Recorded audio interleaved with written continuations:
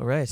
Thank you all very much for being here. Like I'm so far really enjoying. I guess the tensions that are coming about, but in a very productive way. And I don't mean just the opponent processing that has been introduced so much, and the masculine and the feminine so far opposing each other, but also genuinely the tension that seems to arrive from that in between space that we're also figuring out. So not just indeed in between two extremes, but also that there's generally something in our midst. And I hope to continue that today. Um, I'll briefly introduce myself for those of you that don't know me. My name is Aron. I teach. I am looking forward to do more research at Utrecht University. That's currently how I'm oriented. And my main research subject has been Nietzsche, and mostly Nietzsche as a religious thinker. And for the talk, what I will do is there will be, let's say, brief questions towards you as an audience, and they'll be introduced far more at the end of the talk. So at the start of the talk, I might have very short questions, and you're very free to have or to ask or to raise short questions demanding clarification. Maybe I went over something a little bit too quickly. And then for the end, I really want to have a discussion. And that is kind of related to the theme that I'm setting out. So as you can see, the theme, as it is right now, is Nietzsche and Christ. And I kind of leave it up to you, to this discussion, irreconcilable or reconcilable response to the meaning crisis. I kind of want to do this in three different themes that I try to overlap or connect as closely as possible to the theme. In some ways that's difficult, because if we look at the theme of the Breakwater Festival, it's the, let's say, the safer tide that protects us from the storms of online exchange. And if some of you know a little bit of Nietzsche, I'm curious, how many of you have ever heard a little bit of Nietzsche, or just, okay, that's good. How many of you have read a little bit of Nietzsche? Okay, so that's also quite a few. I think many of you know he's not at least in his writing, he's not particularly a sweetheart who's looking for, some calm from the storm outside. Nietzsche in some ways embraced the storm. And that makes him both a very productive voice, I would argue, in this space, and we're gonna go there, and also a very dangerous one. And we can see that reflected in Nietzsche's life. So what I'll start doing is I'll look at Nietzsche's life himself, and specifically a bunch of people in that life. Then I'll be continuing on to talk about my personal path. Nietzsche was there for me, I guess, in a time when I was very doubtful about Christianity. And in some sense, whenever I keep reading, those doubts come back, but not, I guess, with the same force they had done so previously. And yet I can't say they're entirely without force either. But also to really look about, okay, if we have just discussed Nietzsche's life, can we then see what a different effect his writing might have on us? And then finally, to move on to places, how can we sort of house that tension that is being brought about? So not just indeed the tension as a storm, but actually properly house it. And in that sense, we do hopefully arrive at the Breakwater, and then see what's his relevance to this little corner. So just to start off, I'm gonna talk about three important people. I will start at the beginning of Nietzsche's life, because some of these were introduced far later in his life. But to start off with Richard Wagner in the American pronunciation. He will be of major importance to Nietzsche sort of as a father figure. Then Lou Andreas Salome as perhaps a love interest, but also as maybe an example of a free spirit, dare I say, an Übermensch for Nietzsche. And then finally, I was looking at a third person, and I was like, okay, I guess I could talk about his sister, the problematic relationship he had with her, his sister that eventually ended up, in some ways, completely falsifying his work, and therefore has an awful reputation for it, maybe even Nazifying his work in some awful manners. But what perhaps shows up far more centrally in his life, unfortunately, and definitely something, I guess, for us to reflect on as well, is loneliness. So even though these are people in his life, they're also in some ways people that left him, that he has a profound, I dare say, like divorce with all of them at some point. And you can see that that's most reflected in his personal writings that were published not so much. So, like, let's say his personal letters, some of his unpublished writings. And I think this is of particular relevance because if we then look at his life, we can also see, okay, Nietzsche the person, even before his writing, becomes relevant to this little corner. Because, well, I guess there's one reason why all of us are here together. It's also to get out of that very specific, individual relationship to the screen kind of process that we're so used to, and to want to commune, and hopefully to create this space, to create new communities. So we can also learn from people for whom that didn't go so well. So to start off with Wagner, who most of you will know as a great musician, also a vicious anti-Semite. I actually told my students recently that in today's context, it wouldn't be entirely different had just out of the blue Kanye West approached me and told me like, "Hey, you're a great philosopher. I want to learn more about your ideas." And that's not to say that indeed Kanye can be reduced to his anti-Semitism in any way. I'm just saying the connotation was very much of a free thinker who doesn't care so much about what the mainstream thinks of them, has a very original approach to the art they're making, and is not afraid to go into controversial territories. Even when indeed that might come off as anti-Semitism. I think with Wagner it's more clearly the case than it is with Kanye, but that's another discussion that I won't be getting into right now. To discuss Wagner as a father figure, I first need to go and actually look at Nietzsche's parents. As many of you will know, Nietzsche is actually coming from a very strong, very pious Lutheran household. So his father was a Lutheran priest, Karl Ludwig Nietzsche, and he died when Nietzsche was only about 6 years old, of a condition called softening of the brain, which is also, it's kind of unclear. It was a very popular diagnosis at the time, even though people don't seem to quite understand what it implied. And if we compare that to someone like Nietzsche, he also had similar fears that this would happen to him. And indeed, at the end of his life, he did go mentally insane. And the question is, to what extent was this related to something inherited, and to what extent was it perhaps magnified by some of his own psychological, mystical, philosophical undertakings in his own life. And then we have his mother, who is a far more, well, we just talked about this, but dare I say in the less positive way, a passive figure in his life. I would say that his sister, in a more important way, was directing. So she was more the active feminine part in his life. But his mother really played more of a passive role, also against his sister later on, so that she actually felt a lot out of control. And she almost outlived Nietzsche in some ways. So I think she passed away only a few years before he died. But at that point, he was already mentally insane. But I'll get there soon.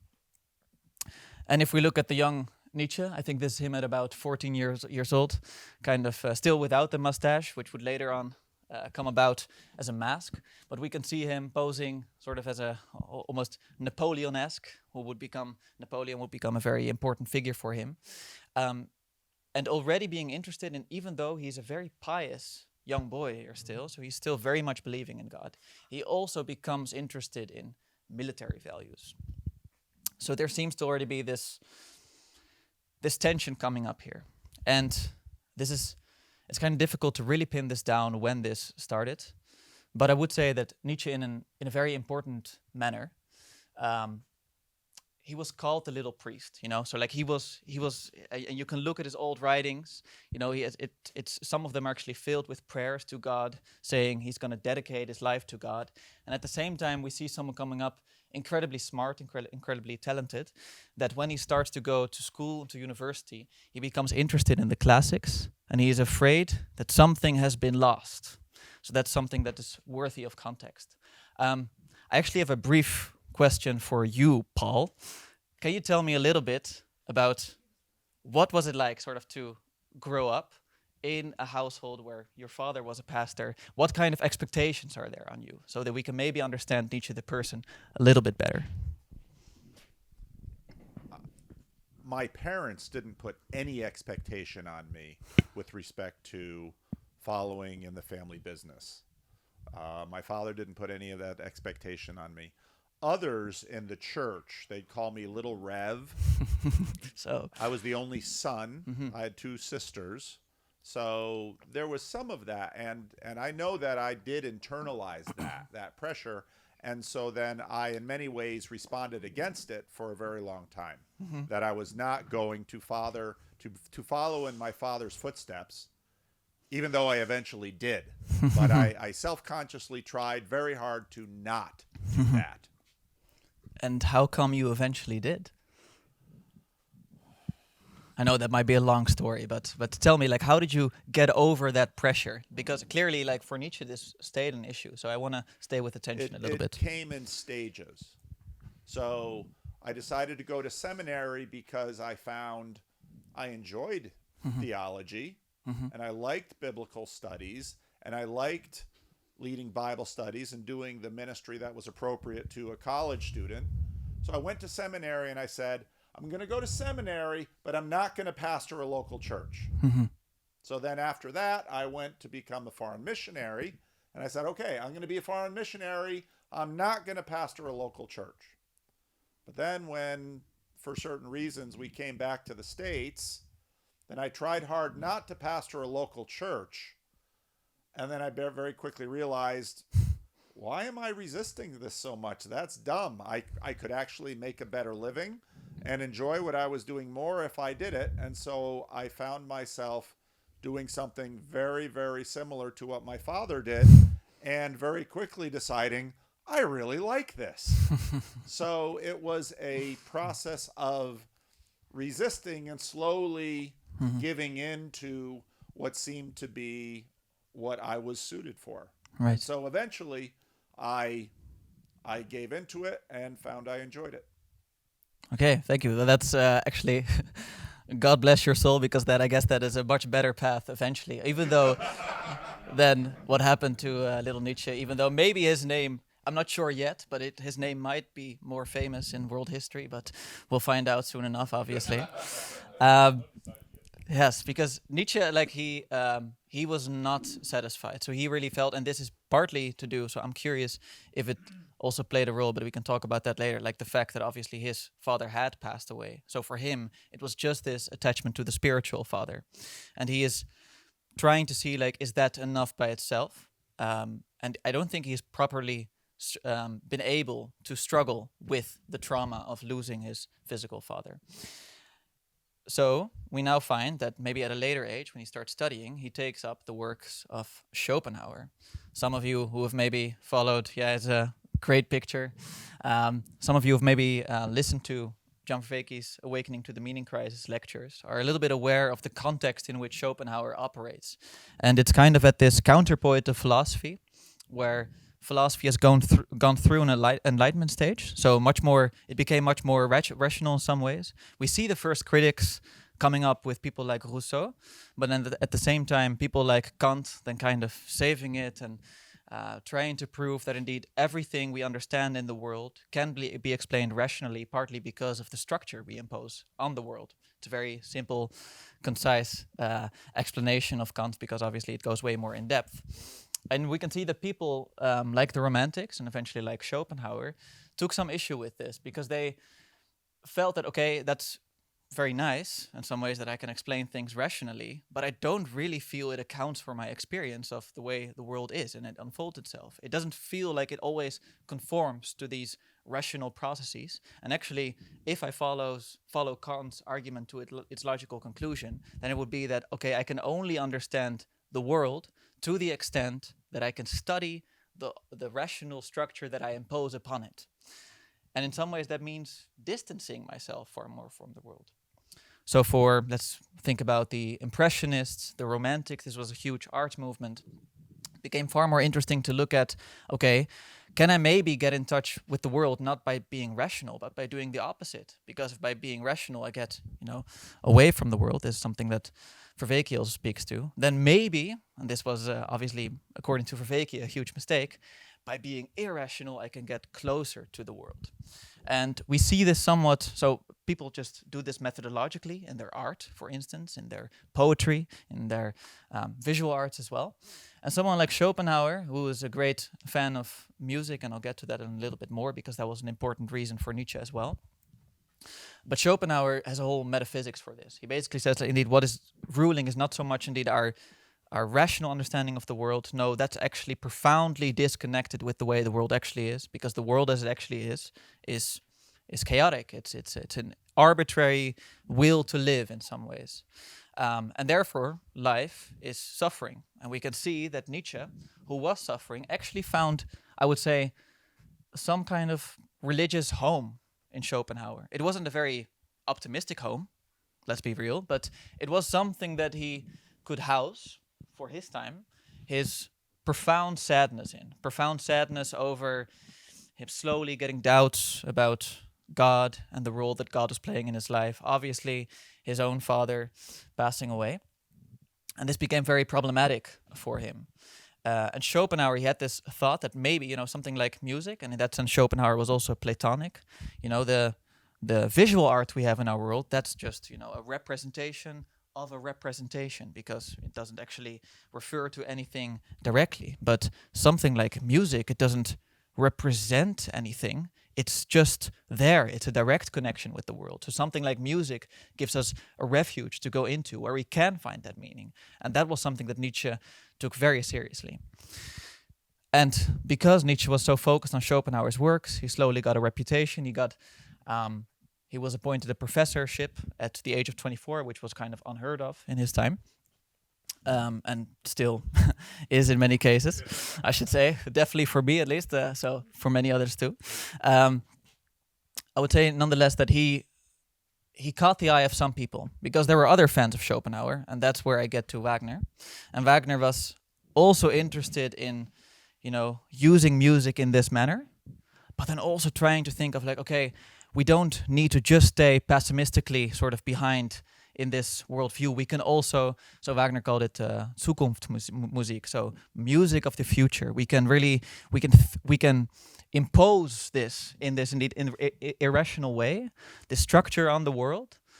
Structure is already too rationalistic, but we can impose this meaning on the world, and therefore we can't just sort of receive that from the world. We also have a will out of which we do this. So we have both elements, I guess the more passive element in Schopenhauer, which is pessimistic, and then Wagner, which is very optimistic and is very initiative-taking. And this is something that spoke to Nietzsche very profoundly, and he first met Wagner when he was invited to his house. Me and my partner Madeleine, we had the privilege of visiting this house last year. It's a beautiful house in Luzern in Switzerland. It's called Tripschen, and we can see the Pilatus mountain in the background, and that's where Nietzsche and Wagner actually had a lot of mountain walks together. And this Nietzsche eventually, he became such a consistent guest that he got his own room. So Wagner really became a real father figure for Nietzsche in some ways. He was far older, but he really took him up as sort of this maybe adopted son. And this was kind of interesting because in some ways we can also see other people saying Nietzsche was always so happy because every Sunday he went to his God. That's what some people said about him, referring to Wagner. So it's really interesting that actually he finds this religious homing in Wagner. And at the same time, I also have to talk about, what eventually happens between them. And that's a super long story. It's complicated, and it's partly due to some miscommunications on their behalf. But at some point they get the sense that maybe Nietzsche is not so sure of Wagner's project anymore, and he visits a little bit less often. And Wagner and his wife, Cosima Wagner, who's the daughter of Franz Liszt, they take that kind of personally, and it becomes very passive-aggressive. It gets to the point that Wagner starts wondering, maybe Nietzsche isn't entirely healthy, maybe I should message his his doctor and see what is he doing precisely. Maybe he needs a healthier sex life, because he was concerned that Nietzsche actually wasn't having a healthy sex life. So there's all these points where when Nietzsche found that out, he was actually very much obviously taken aback. I also wouldn't appreciate if just this friend of mine actually informed my daughter, with my doctor, complaining about my sex life or the lack thereof.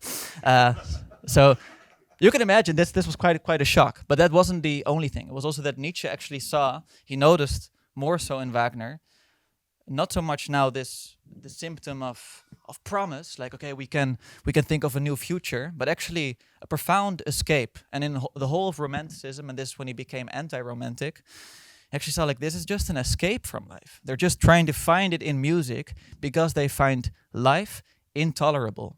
And in that sense, he also noticed that with Schopenhauer, these are very pessimistic people who have a very pessimistic view of life and are therefore still framed, still closed off, boxed off, sort of in this, I would say 19th century Lutheran, I should be careful with my words, obviously, but Christian frame, where lots of life is about negation. It's about being careful with affirming it too much, because maybe that is a sign of pride.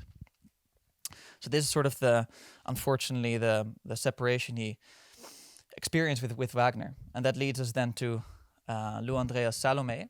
And she's a woman, she's a Russian woman, very interesting. After becoming familiar with someone like Nietzsche, show a picture of her, she then later on went on to befriend Rilke, and then later on Freud. So some people actually think that some of Nietzsche's ideas arrived at Freud through Lou Salome. And she was this very interesting intellectual from Russia, and very, very dominant and very intimidating in some ways to Nietzsche, but he could just not stop thinking about her. So in some ways he was very much in love with her when he found her, but at the same time they were also very concerned, maybe like we shouldn't be conventionally getting married. And then she was also interested in Paul Rée, who was another intellectual at the time, and they actually had kind of like a three-way relationship going on for a while, which Nietzsche was also a bit ashamed of, but he also didn't want to be ashamed of it because that would be too Christian if he was ashamed of a three-way relationship. So it became kind of interesting that for some point, they really saw huge potential in each other. And he really felt that she understood his ideas. He even told her at some point, like, okay, I actually thought that you were the first person who was fit to actually live up to the ideals that I set forth in my philosophy. I discussed this with my dad, and he thinks he was just trying to get laid. But still, I think it's a I still think it's a useful idea. And this is her a little bit later. And one of the most famous pictures is actually this one, which is interesting because Nietzsche he's written many awful things about women. Actually, one of the texts that I can quote that he released shortly after this incident, when he also had his huge breakup with Lou Salome, is, "If you go to the women, don't forget the whip." But in this case, we actually see it the other way around. Is where Paul Rée and Nietzsche are standing next to each other. This was actually also taken in Lucerne, and she is holding the whip. So maybe that relates to the conversation we were having previously about the power of the feminine, even though this might be seen as a bit masculine, I guess. And that leads us, I guess, to this is definitely staged. That's correct, yes. That leads us to the last theme of the people in his life. Let me see. Okay, that's the time. Which is the loneliness phase. And this is just to see that, okay, Nietzsche tried to find a father figure in someone like Wagner and tried to really find some substitute for both his own father and maybe to some extent for God, also in Schopenhauer. And then he finds this is impossible. So he tries to set forth an alternative philosophy where it's not about finding it in other people, but actually finding it in yourself. And yet Nietzsche arrives at the paradox, like, okay, I want other free spirits, which actually shows that he's maybe not entirely the ideal that he wants to set forth himself. And then we get to indeed the phase of his life, and that was kind of the same case before this, but especially after the breakup with Lou Salome, that we see that he is far more lonely. This is also, I have won't tell it now, but I have a nice story about this rock when I visited it myself. But this is the rock where he came up with the thought of the eternal return and also the thought of his famous figure Zarathustra. And it's almost like after this point, he escapes into figures of maybe some would say his imagination. And that's people like Zarathustra. So it's a religious figure that he becomes very much interested in, but it's not actually someone that exists as a physical person in his life. And the same thing could be said for someone like the Greek god Dionysus. And in both these cases, these are profoundly religious individuals. So he's finding a refuge in them that he can't find in other people. He's finding them as a sort of a religious ideal for himself. And at the same time, he's still confronted that that's something he's only doing by himself. There's not really someone who can actually do that with him. I'll have more to say about Dionysus in a little bit. And yet, at the end of his life, we also find a very problematic for him return to some Christian ideas. And that is when he discovers Dostoevsky. And that was something that shook him to his core in some ways. Because he felt that Dostoevsky was the first one who, like him, psychologically really understood how people were. And at the same time, Dostoevsky was able to square this with his Christian faith, where Nietzsche was not able to do that. And he actually noticed that when he was reading some of these books, that he finds feelings of pity and compassion come up. And he associates that so much with weakness now, with something that he's left behind, that now all of a sudden he still finds himself squared in this situation where he's started to embrace the Dionysian and Zarathustra, but at the same time, Christ still plays an important role in his life. The Danish critic Georg Brandes, who was very famous at his time for actually introducing new ideas into Denmark, discovered Nietzsche's ideas, and this was the first time that Nietzsche actually had the promise of becoming a popular individual, because he didn't sell any books, well, barely any, I should say, and now an individual reached out who had discovered his writings and was like, I want to just teach your work in Danish class. I want to tell Danish society about it. And interestingly enough, he was so inspired by him that in some ways he went further. And that's maybe a first discussion point, not for now, but that I want to briefly talk about at the end. To what extent can we go further than Nietzsche himself? Because he was very critical of someone like Dostoevsky. He was saying, okay, Dostoevsky is basically preaching what you call slave morality. How are you going to deal with this, you know? And Nietzsche was like, I know, yes, I'm aware, but at the same time, I'm so thankful for what Dostoevsky has given me. So we see that Nietzsche is actually defending Dostoevsky against this criticism, kind of from a Christian place in some ways. And then in his writing, we find many more sort of sense where he's struggling with loneliness. So this is an image of a bird of prey trying to catch a little lamb, and that's actually something that some of you will know he'll use in his text to talk about, like the morality of the lambs is slave morality, because they condemn the birds of prey for eating them, even though the birds of prey are not actually evil, they're just doing what they're doing. So for the birds of prey, that's their master morality. They don't think about that, they just do. But the lambs, they do think about that. But he has this poem that he writes out and releases much later about being amidst birds of prey and finding that he is a self-knower and a self-hangman, and he is profoundly suffering, and he doesn't feel that he is actually one of the birds of prey. He is in between them, and he is falling into the valley. So it's very descriptive what's going on here. And there's even some letters that show up more so, I guess, in the last decade before his insanity, where he'll start apologizing to some friends, writing about Christianity, saying like, okay, this must have estranged you, that I'm writing so much about Christianity. But I have to admit that in some ways, it is the best piece of ideal life that I've ever encountered. So it's very interesting that he says that. And he says, and I've actually struggled on behalf of its ideals for all my life. So no one will tell you about this when they discuss Nietzsche. And yet in some letters, it is there that he admits that in some ways he's still profoundly influenced by Christianity. But then you look at other writings and it's fully condemning Christianity. So we still need to square that. And you might have heard that the moment he goes insane is actually when he's walking around in the streets of Turin. He's already released, I think he's released like 5 books in the last year of his life. And you see clear signs of megalomania in the books themselves. So I would say be careful when reading them. So he's already showing some signs of instability for sure. And then he walks around the streets of Turin and he sees that a horse is being beaten. And actually, very similar to the scene of Raskolnikov and Dostoevsky, he gets profoundly sad for this horse and starts embracing the horse. That's at least the story that is often being told, that witnesses have seen. And then he eventually ends up being taken to a mental asylum, after which he still does write some letters, but they're kind of gibberish. Even though one very important point is that in that gibberish, he sometimes signs it with either Dionysus or the crucified. So it's almost like at the end of his life, this dichotomy has come back in some ways. So we need to understand that too. This is a picture with his mother when he was already, unfortunately, mentally insane. And this is really, I think, at a very final moment. And people always spoke of that he still had this piercing look in his eyes, even though he wasn't present anymore. And then also after his death, he started to be discovered. So it's very unfortunate, but he started to be discovered when he was insane. And then eventually also, maybe he was called a martyr. Like there's art like this coming up where they have a crown of thorns around him to really interestingly overlap this with the image of Christ. And I know that I should hurry up a little bit more, so I'm going to go over the philosophy section a little bit more, going into his ideas, specifically starting off with Dionysus and Apollo, then the death of God, and then Dionysus and the crucified.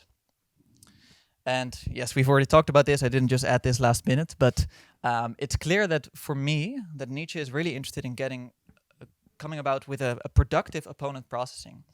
And this is why I think, like, okay, some people say, like, yeah, Nietzsche, maybe at the end of his life, he got into a mystical phase. Someone like Lou Salome actually writes a whole psychoanalytic book about him, saying that his philosophies just became surrogates for God for him. But I already see that at the start of his life, when indeed, he's finding Schopenhauer, that he writes The Birth of Tragedy, in which he talks about the healthy religion among the Greek people before the introduction of philosophy as we've come to know it. So before the introduction of Socrates, we have this balancing of the Dionysian, which is very, let's say, devouring feminine in some ways, and the Apollonian, which is more masculine in some ways, but also like they both have elements. McGilchrist actually argues in his book that this is a very nice right brain, left brain kind of overlapping. And we can see that they're in a good tension with each other. They create something productive. So the Dionysian much more related with very heavy aggression, with sexual rights, with lots of intoxication, and then the Apollonian much more with clear forms, very, I should say it's much more clearly defined art in some ways. And they stand in good oppositions to each other.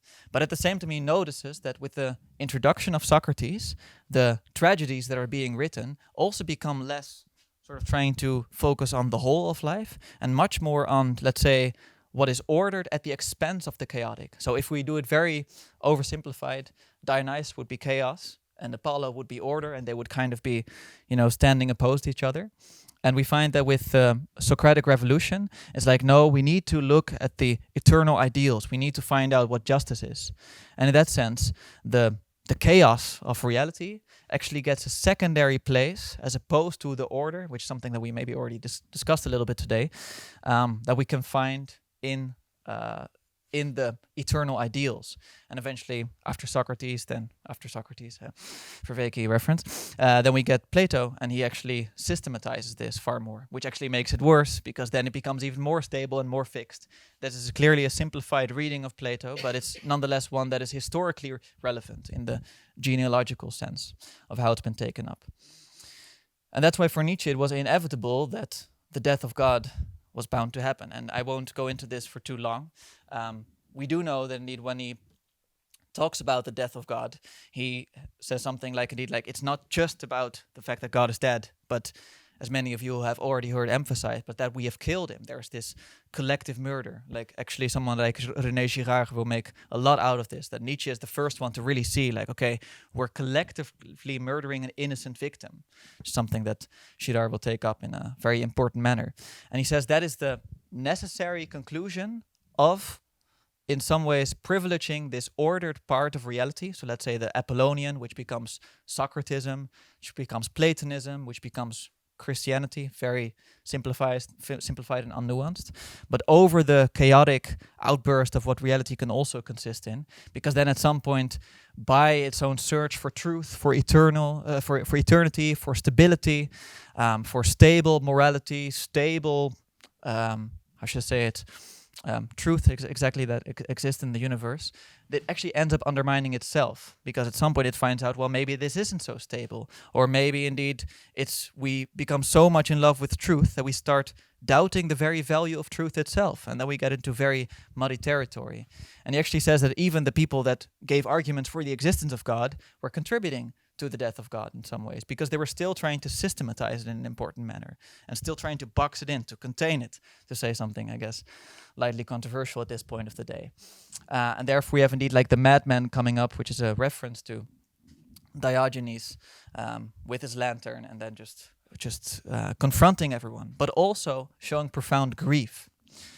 And that leads me to the last point of his life, where he is no longer focusing on Dionysus and Apollo, but he says actually it's Dionysus and the crucified. And the way in which my own journey, I guess, profoundly differs from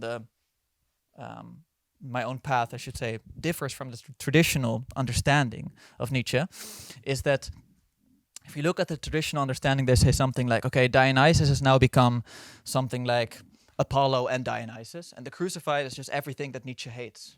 But then how do we account for instance, those letters that I mentioned? For instance, what he found in Dostoevsky. And for me, it's clear that Nietzsche is far more split apart. He's not like, okay, I am Dionysus and I'm going against Christianity, or to the extent that he is doing that, he's actually far more interested in seeing like, okay, maybe by doing this, I can actually revive one pure form of Christianity. And he even says, so like, I've started a war against the Christian ideal, not with the aim of destroying it, but actually because I think that ideals need strong opponents. So we still see this kind of promise or search for opponent processing, and yet at the same time, I will argue that unfortunately for Nietzsche, and therefore I'm curious what the status is going to be of this in this little corner, that it ends up becoming parasitic processing, where indeed still one seems to be dominant, or these tensions cannot be productively producing life. And then indeed we see this return to this image where he criticized the Christian morality for being a slave morality. At the same time, he looks at the difference between the Dionysian rites, in which someone is murdered and is just devoured, think about the devouring mother, or dismembered in some ways, as opposed to the Christian sacrifice. They're both sacrifice, they're both suffering. He's fine with both of them. He's just saying there's a different meaning to the suffering. And he argues that in some ways this glorifies life. It argues that it's part of life. That's just, that's why it's part of the right to do so. And according to Nietzsche, he is actually had profound admiration for Jesus, which is also why if you read his book, The Antichrist, it's very much against traditional and institutional Christianity, but it actually praises Jesus as a free spirit, which is very interesting. But he says the meaning of this event for many people came to be seen as a complaint against life. Life is awful, we need to escape life. And therefore, it actually fed into what he came to see as problematic in Schopenhauer and Wagner. So he's still looking for this productive opponent processing. Which then leads me, I guess, to the final point of my talk, which I'll try to finish up. And now I guess there's also more place if people want to ask questions, like to go into a discussion, because this is actually at the point where I have no conclusions. I have questions, and I know that might be a little bit frustrating, but hopefully we can arrive at conclusions together. So first of all, and I'm going to controversially combine the two of them, but we see a strong element of Nietzsche in Jordan Peterson and Andrew Tate, both positive and negative. And maybe some of you will argue against this. I obviously know there's important differences between Jordan Peterson and Andrew Tate. And at the same time, there's this emphasis on the strong individual with all its positives, but also with all its negatives. That's kind of where we see that they become very much interested in you should be healthy, you should really focus on improving yourself. You should become powerful, not in the Marxist sense, but powerful, and you should have life, and you should try to foster that in you. And then with Peterson, it becomes a bit more Christian, because it's in service of your family, maybe the community, maybe more than that. It's always a bit unclear, I guess. And then with Andrew Tate, like obviously, no, we don't care. And that's the thing. That's the risk of this vision. Actually, one interesting biographical detail is that his miracle working diet of Nietzsche was meat and only meat 4 times a day. So, to the extent, that's a useful parallel, we can include that one as well. But we see kind of this fascination with, okay, I want to, embrace this Sisyphean task, right? I want to suffer, but in a way that is that I can make glorious, that I can make meaningful for myself. And the risk with this is that it's bound up with a profound sense of individualism. It's about like, what is my individual journey? And therefore, some people, I found this very nice cartoon which shows this. It becomes Narcissiphus. It's like, okay, yeah, look at me, like and that's, if you look at the gym bro culture, which is also very much inspired by Nietzsche, but it's like they take a lot of pictures of themselves. They take videos of themselves. They're like, look at me, look at how I'm progressing, look at how I'm suffering to make myself beautiful, to make myself strong.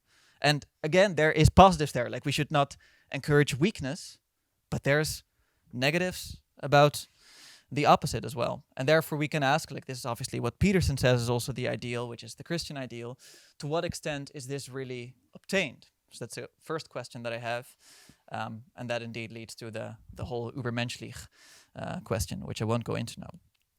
And second of all, we have icon carver Jonathan Peugeot, who is kind of, he understands Nietzsche in some ways, because he thinks that Christianity at his point had become much more moralizing, more moralistic, and in some ways a praise of weakness. But he also says, like, it's kind of unfair, because what Nietzsche doesn't realize, according to him, is that we can't really self-will in some way. So the will to power, even though Nietzsche acknowledges that actually we are not transparent to ourselves at all, there's all these will to powers in us. But this sense of, I'm going to create myself, I'm going to create new values, not even in the Petersonian, Jungian critique of it, but just the sense that we can self-will, that might lead us to deny certain parts of ourselves, that might come back to haunt us later. And that's maybe what happened to Nietzsche when, indeed, the Christian aspect of him came back, when he was trying to focus so much on the Dionysian, maybe too much. And that also, according to Peugeot, Christ is actually someone who is reconciling those opposites. So for him, it doesn't need to be this productive tension where they're just separate from each other, but also that they're in service of a higher ideal, but not to negate them, but to reconcile them. So they're still, that's why Christ, according to Peugeot, is the highest and the lowest, and that's why he's interested in hanging out both with prostitutes, but then also with tax collectors. So there's this very interesting reconciliation of opposites in some ways. And he's also very much concerned indeed about the gym bro culture, in the sense that it actually, even though it seems to embrace life, which is what Nietzsche wanted, it actually doesn't seem to embrace death, what Nietzsche also wanted. It actually is profoundly scared of death. Like, it's trying to, as long as possible, stay super young, stay vital. Actually avoid, okay, if you get any wrinkles, maybe add some more skincare. And in that sense, there's also something in this sort of Nietzschean movement, the Nietzschean vitalism movement that we see indeed in the fitness gym bro culture, that is not fully living up to this. And that's because maybe there's mistakes inherent to it. And then finally, I think what someone like John Vervaeke is really trying to emphasize is that someone like Nietzsche is very much aware, much more aware than other people, because he's incredibly intelligent, because he's criticizing social phenomena so well, that we're constantly deceiving ourselves. We think we're acting out of goodness, but maybe we're actually acting out of weakness. And that's something that Nietzsche is aware of. And at the same time, as Vervaeke says, like, he is not actually tied to any wisdom tradition that would be able to give him a machinery that could help him overcome self-deception. And that's why, in some sense, Nietzsche is profoundly tragic. And that's why Nietzsche is also interested in tragedy. He, in some ways, knows that he can't overcome all this self-deception. He can just be aware of it. He can just be super smart about it and think about the father of postmodernism, like as Nietzsche has also been named to be. It's like, we can show ironically that we're aware of things, but can we actually do something about it? No, we can just show our awareness about it. And that actually, if you look at a postmodern movie, lots of it is about the awareness that we can show. and therefore that he cannot actually profoundly cure the bullshit disease. And also, according to Vervaeke, he doesn't profoundly grieve enough over the death of God. I kind of like, now that I've studied his own life, I tend to disagree. I actually think that his whole suffering comes about the grieving of the death of God. But I still understand, if you look at his published writings, he's very quickly runs into like, okay, now we have to celebrate this event because otherwise it will just come back to haunt us. But also he sees in Nietzsche like, okay, yes, but he does recognize there is this, this opponent processing going on. And he really tries to look for this. And it's something that we might need in religions as well. And that also that it's this way of where maybe Nietzsche in some sense is right, that if we focus too much on one ideal, it will actually continually, especially if it's stable, if it's not fluid in some ways, it will not show parts of reality to us and actually lead to a sort of reciprocal narrowing, as opposed to two ideals that are strong, that maybe bring out the best in each other, just like two lovers can do that in a relationship. And maybe in some ways, the Dionysian and the Christian can also do that. So I'm getting close to the discussion part, but I quickly just want to close off with this. Whether and how we should deal with Nietzsche in this little corner, I'll come up with a few suggestions, and then I want to hear more of you. I think what Nietzsche indeed rightfully does is the opponent processing. This is, I know this is Better Call Saul, but just think of it as a court case. And I think someone like Agnes Callard actually Better Call Saul is actually a terrible example of this because it's not entirely transparent. Yes, but someone like Agnes Callard, she really points out, okay, when we do justice together, we actually also have opponent processing. Like, we're both pursuing one ideal, and in that sense it's a reconciliation of opposites, but not by doing the same thing, but by having a prosecution and a defense. And that's, according to her, actually that's something that Socrates already introduced. And I guess Nietzsche also has to teach us a little bit to see not just the weak Christian, but also maybe the strong Christian. At the same time, I'll respond to Nietzsche a little bit, like, how can we from this little corner not just indeed let Nietzsche help us critically examine what we need to think about, but also how can we critically examine elements in Nietzsche besides the the obvious, let me put it that way. And Nietzsche has this beautiful story of a transformation in Thus Spoke Zarathustra, that at first off, there's this 3 metamorphoses in the desert, where the spirit first becomes, a camel because it carries the weight of basically religion in some ways. And then eventually it transforms into a lion because it's willing to fight. It's willing to fight against that religion, to resist the religion. I think it's actually there to fight the dragon there, and then it's like the dragon of thou shalt, and the dragon and the lion will say I will. And then finally it says like, but the lion in itself is not enough. We shouldn't just stay reactionary. Like, actually the lion still needs to transform into the child, and this is, by the way, one of the reasons why he constantly tried to affirm or emphasize the childlike aspect he saw in someone like Jesus. The child is able to innocently conceive of new values. And I think that's a beautiful point. And at the same time, we have to ask, okay, but the child, to who does it belong? Like, in which context? To which parents? To which community? And that's something that Nietzsche has difficulty answering. So thank you very much for your time and attention.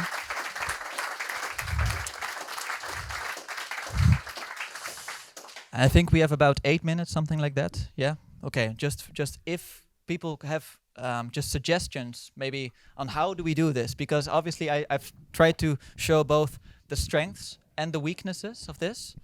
So is there anyone who might want to say like, okay, how can we properly house this tension, or is it just something we should just get rid of? I've tried to argue why it's important. Yeah. Could you please do me the favor and explicate further, like, what exactly is the tension here? Like, is it this Dionysius Apollo thing, or what exactly are you? It's indeed the tension where. So it's a very good question. So, what is the tension that is going on?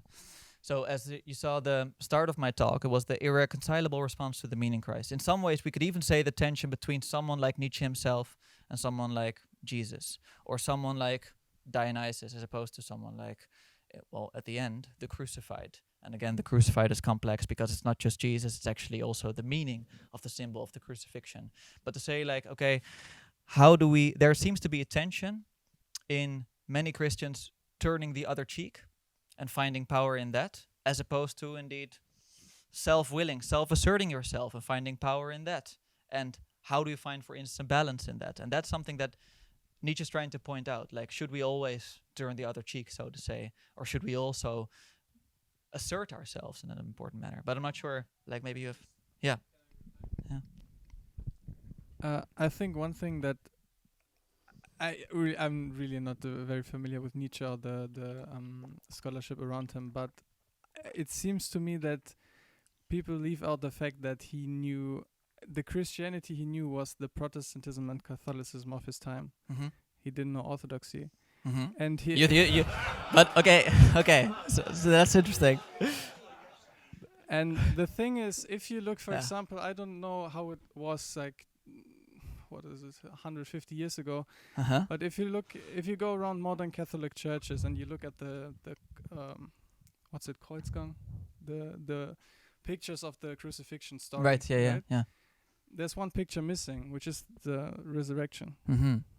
and so I assume that kind of plays into his philosophy, where he sees the self-sacrifice, Mhm. the giving oneself up Yeah. to the will of other people.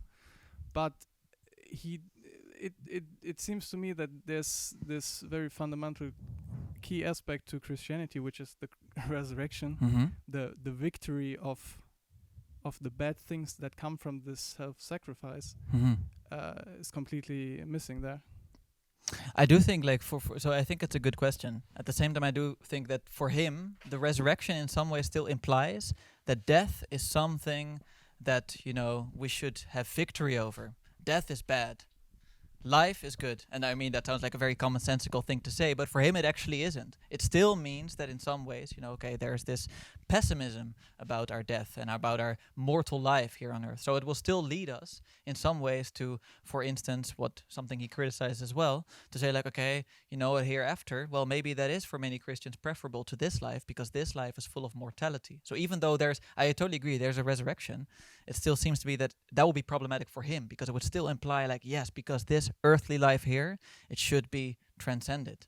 And that's, I guess, so I'm not sure if that would help, but maybe you can elaborate and say, or, okay. Okay. Well, yes, actually, like, yeah, that's and I think Thomas too, but you can start, yeah. oh yeah, I was thinking like resurrection doesn't happen in a different realm. It actually happens in the same Mhm. the same material world. It's not like a different spirit. Mhm. It's more of a, let's say, a Burbachian different way of being in the world. Mhm. But you have to go through the transformation. Yeah. This actually, I do think this probably ties a little bit to his understanding of Christianity, which was, in some ways, had become decadent, because Christianity in his time, what he could see of it was decadent. So maybe, that understanding of multiple levels of reality was not so present. And also the Platonic, you don't have like the Neoplatonic rising up of levels, but actually just like, okay, you just have the eternal world as opposed to this mortal world. So I think maybe you're right. If there is more nuance in there, it could be true. At the same time, he would be profoundly skeptical of relying on metaphysical interpretations of the world. He'd say like, okay, that's still metaphysical interpretation of an event that is going on. And that still ignores the profundity of the suffering in this life that we have to address. It seems like he was reacting to the Gnostic kind of movement of Christianity towards.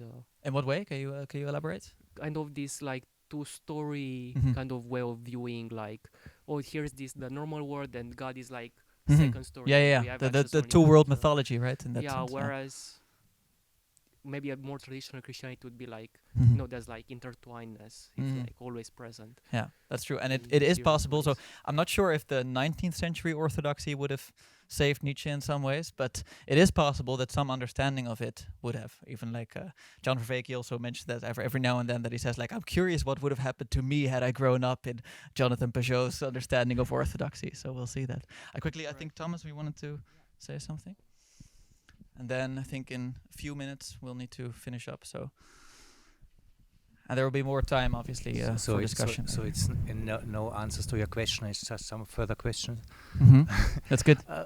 One, I would like to hear you about your take on Nietzsche's take on Plato. Yeah. Because basically that's his positioning, being the anti-Plato. Yeah. In that, which I think is very much related also to his relationship to Yes, Christianity. that's correct. Yeah. And in terms of if he would have appreciated Christianity as more oriented to salvation, there is one part of his relationship with Wagner that I find very significant. Basically, where he really broke with Wagner is when Wagner wrote Parsifal. That's true. When he became Christian again. Where he really hated Wagner for becoming Christian again. Where he really hated basically Parsifal standing also for the Holy Grail. And where he being Nietzsche kind of went in the other way and completely appreciated Verdi and Rossini for their life-affirming music versus this now death-affirming transcendence music. So in that sense, it's very much, and there's, I think I see this in the Plato context. It's anti-transcendence and completely diving into the aliveness of material life. That's the will to power, by the way, also of the will to life. Would just love to hear what you think about that. No, I think you're really correct. He also says that Plato is already sort of a proto-Christian. He says that about Plato, and he finds Plato really boring. He calls Christianity Platonism for the people, and then he says that Paul, through and through, is very Platonic, and he really minds the Pauline understanding of Christianity, and then indeed he praises Jesus himself. So I think you're totally right in some ways, that actually there's lots in Christianity that he finds that he really appreciates. I think he takes issue with the development of Platonism throughout history. So not necessarily, if we go back to the source in Platonism, it was far more mystical. We all know this, like there was far more nuance to this. But just the understanding that indeed the eternal gets, a primary choice above the what is ever changing, that becomes problematic for him. Also because he is kind of Heraclitan and he wants indeed opposites to coincide constantly and not just to have the one at the expense of the other, which is what happened. But maybe I'm not fully responding to your question, so can you speak a bit more? The point I wanted to work out and see your response to that. Basically, that his whole life devotion to the end seems to be a life, completely life affirming in the material sense of life. Yeah, that's true. Versus the transcendence sense of life that he really seemed to hate in Plato and late Wagner in this.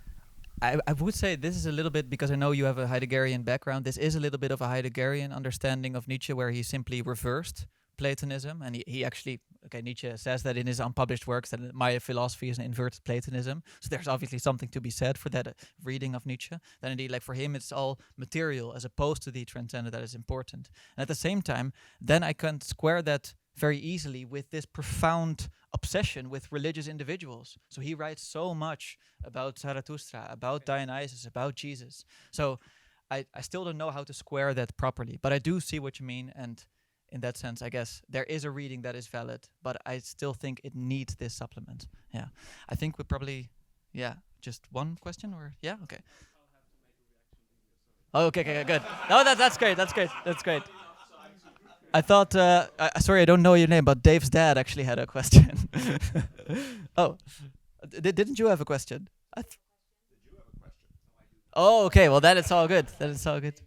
Then I'm just gonna thank everyone very much again, and also thank you, and then I'll hand it over to Cassidy, whatever. Yeah. Okay.